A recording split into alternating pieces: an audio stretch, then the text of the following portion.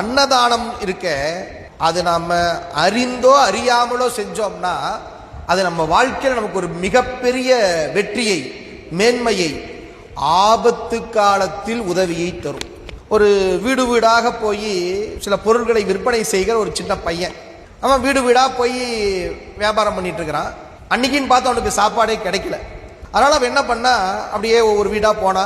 ஒரு வீட்டில் ஒரு சும்மா இருந்தாங்க, அவங்களும் ஏழை, பார்த்தாலே தெரியுது. சோறு கேட்கலான்னு நினைச்சான், ஆனால் மானம் தடுத்தது. என்ன பண்ணுறது, சரி வேண்டாம் அப்படின்ட்டு, அம்மா கொஞ்சம் தண்ணி கிடைக்குமா அப்படின்னு அந்த அம்மையார்கிட்ட கேட்டான். அந்த அம்மையார் அந்த பையனை பார்த்தாங்க, அவன் கண்ணில் பசி தெரிஞ்சது. உடனே என்ன பண்ணாங்களாம், அவங்க வீட்லேயும் ஒன்றும் இல்லை.